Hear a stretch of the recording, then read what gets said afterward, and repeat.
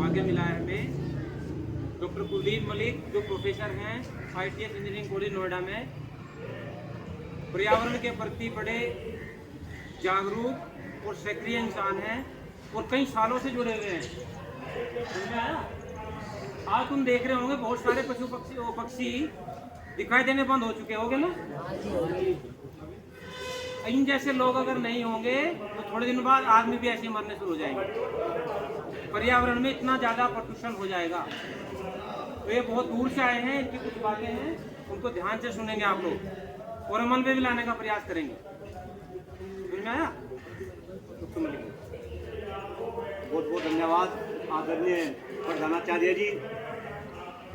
इस भव्य ऐतिहासिक शैक्षणिक संस्थान में उपस्थित सभी शिक्षक भाई, मेरे प्रिय छात्र छात्राओं, बेटा जैसे अभी प्रधानाचार्य जी ने बताया, मेरा नाम डॉक्टर कुलदीप मलिक है। मैं रहने वाला जिला मुजफ्फरनगर का हूँ और वर्तमान में मैं नोएडा के अंदर ITS इंजीनियरिंग कॉलेज में प्रोफेसर हूँ कंप्यूटर विभाग के अंदर। मेरी धर्मपत्नी अमेठी विश्वविद्यालय में प्रोफेसर है। लेकिन बात यहाँ से शुरू होती है कि इस देश की 4 समस्याएं हैं, मेन समस्या। उन समस्या को लेकर हम पूरे हिंदुस्तान में काम कर रहे बेटा। और मुझे ऐसा लग रहा कि जब तक इन समस्या का समाधान नहीं होगा ये देश आगे नहीं बढ़ेगा। पिछले 20 साल से हम भी संघर्ष कर रहे, लेकिन अब मुझे ऐसा लगने लगा कि हो सके हमारे अंदर कुछ कमी हो, इन समस्या का समाधान हम ना दे पाए, लेकिन आने वाले टाइम में जब आपका समय आएगा तो आप इन समस्याओं का क्या देंगे? समाधान देंगे। क्योंकि मुझे पता भारत भाग्य विधाता कौन है? आप है। आप में से ही आगे आने वाले समय में कोई इस देश का प्रधानमंत्री बनेगा, आप में से ही कोई सूबे का मुख्यमंत्री बनेगा, आप सभी में से ही कोई अच्छा ब्यूरोक्रेट्स बनेगा, कोई अच्छा डॉक्टर बनेगा, कोई अच्छा इंजीनियर बनेगा। तो इस देश को चलाने वाले आप होंगे बेटा। वे क्या समस्याएं हैं, थोड़ा थोड़ा ध्यान इन समस्याओं को समझने पे लगाएंगे। पहली समस्या है इस देश का खराब होता हुआ पर्यावरण। मेरे साथ बोलेंगे सारे बच्चे बच्चियां। पहली समस्या है इस देश का खराब होता हुआ पर्यावरण। दूसरी समस्या है हम सभी का गिरता स्वास्थ्य। दूसरी समस्या है हम सभी का गिरता स्वास्थ्य। तीसरी समस्या है इस देश की बद से बदतर होती शिक्षा व्यवस्था। तीसरी समस्या है इस देश की बदते बदतर होती शिक्षा व्यवस्था। और चौथी समस्या है इस देश की बढ़ती हुई आबादी, जनसंख्या। भाई जोरदार तालियां इन बच्चों को। सारी बातों का पता है। अब बेटा लास्ट की 2 समस्या पे बात कर करके केवल पहली और दूसरी समस्या पे बात करेंगे। सब बहुत अच्छे बच्चे, मुझे पता। जिस संस्थान के अंदर इतने अच्छे शिक्षक हो, प्रधानाचार्य हो, बेटा वहाँ के बच्चे तो अच्छे हो नहीं है। मैं आपसे ही पूछ रहा, हमारे शरीर के लिए सबसे महत्वपूर्ण क्या है जो हम शरीर में अंदर लेते हैं? ऑक्सीजन, हवा। इसके बाद हवा के बाद जल, पानी। जोरदार तालियां बच्चे के लिए भाई साहब, देखना। और इसके बाद दूसरे खाद्य पदार्थ, भोजन जो हम खाते हैं। यानी कि अगर हम खाना 6 महीने ना खाए तो हम जिंदा रह सकते हैं। अगर पानी 15 दिन ना पिए तो जिंदा रह सकते हैं। लेकिन अगर सांस 2 मिनट ना ले तो हम जिंदा नहीं रह सकते। तो सबसे महत्वपूर्ण क्या? सांस, हवा, इसके बाद पानी, इसके बाद दूसरे खाद्य पदार्थ। लेकिन मेरे बच्चों, दुर्भाग्य है हमारा, दुर्भाग्य है आपका, आज जिस देश के निवासी हम हैं, बोलते हैं ना हमारा देश महान, बोलते हैं ना, आज इस देश की हवा सांस लेने लायक नहीं है। इस देश का पानी पीने लायक नहीं है। इस देश के अंदर जो खाद्य पदार्थ हम खा रहे वे खाने लायक नहीं है। और उसका सबसे बड़ा कारण है कि आज देश का पर्यावरण प्रदूषित है, खराब। अभी आदरणीय प्रधानाचार्य जी ने बहुत अच्छी बात बताई। जब से ये देश आजाद हुआ तब से लेके अब तक इस देश से 70% पक्षी क्या हो गए? गायब हो गए, विलुप्त हो गए। और वे विलुप्त क्यों हो गए?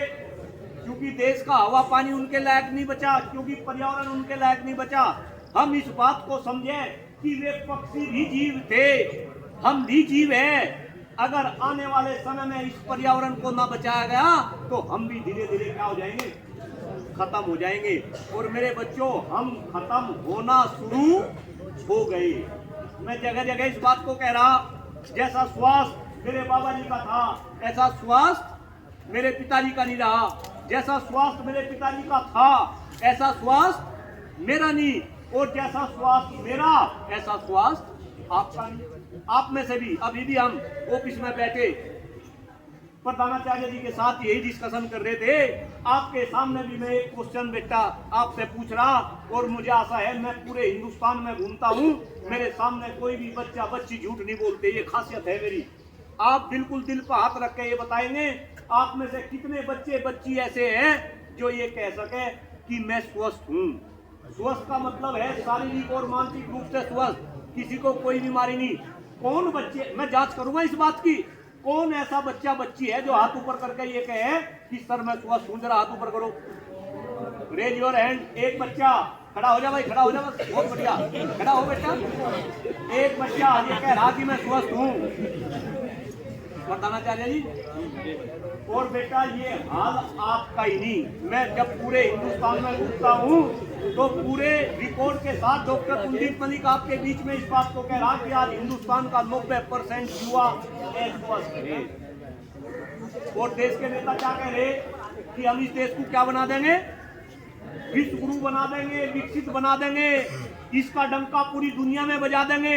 अरे जिस देश के 90% युवा स्वस्थ हो, जिस देश में सांस लेने के लिए हवा न बची हो, पीने के लिए पानी न बचा हो, खाने के लिए खाद्यान्न न बचा हो, जिस देश की शिक्षा व्यवस्था अच्छी न बची हो, क्या उस देश का डंका पूरे विश्व में बच सके क्या भाई?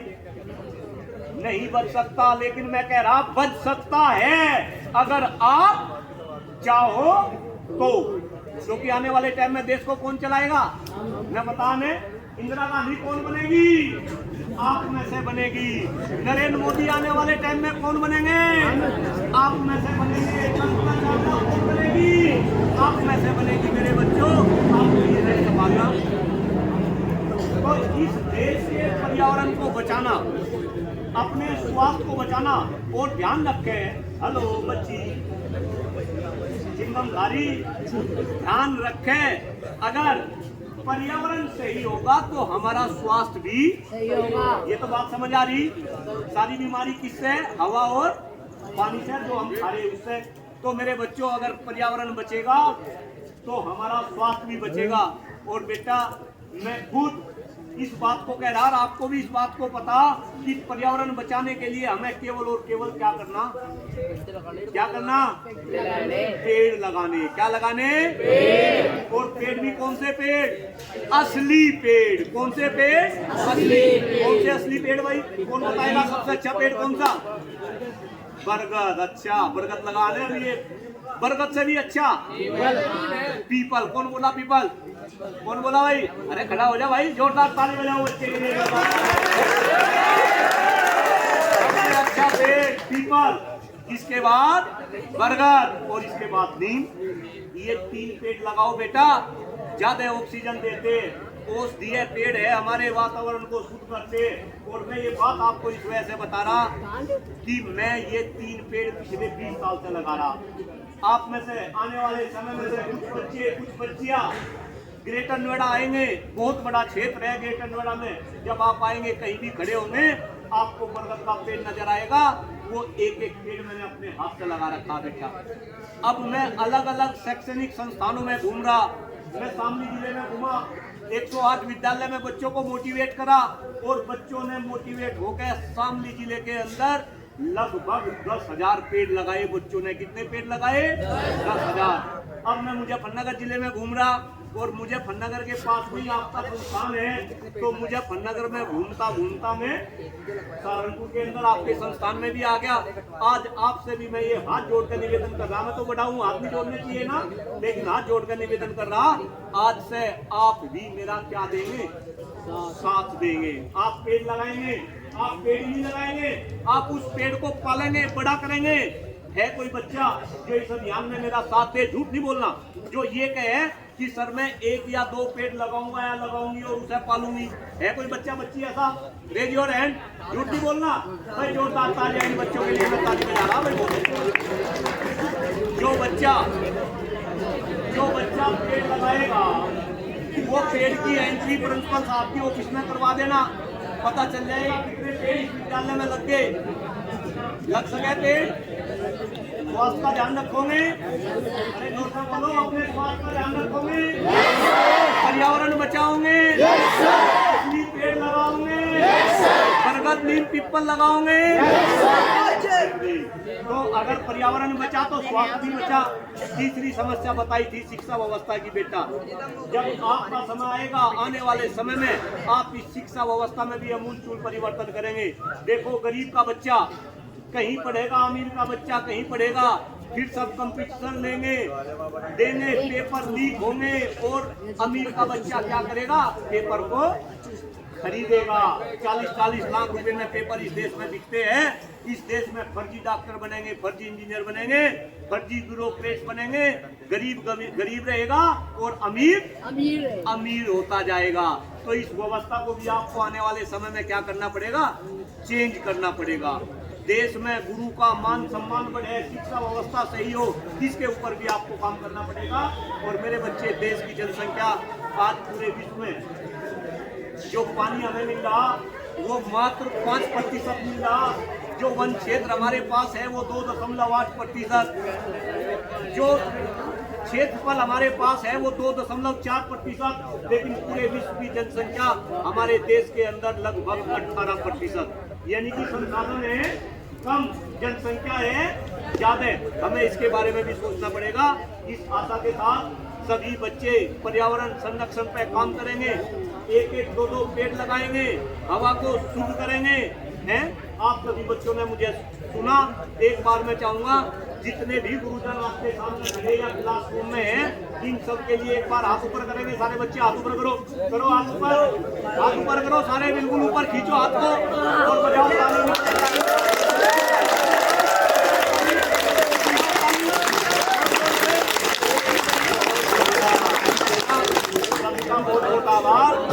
अब मेरे साथ 2 नारे लगाएंगे हम। कितने नारे लगाएंगे?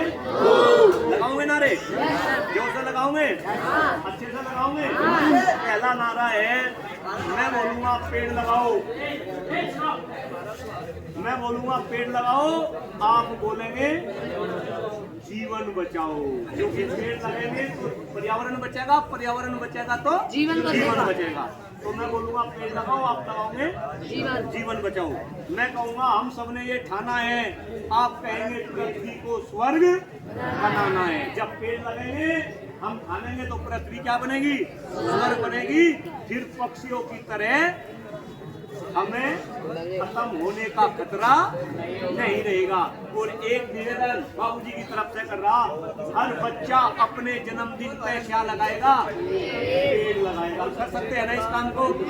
चॉकलेट को वो टॉफी खिलाते हो ना, हैं, केक काटते हो ना, ये सब क्या करो।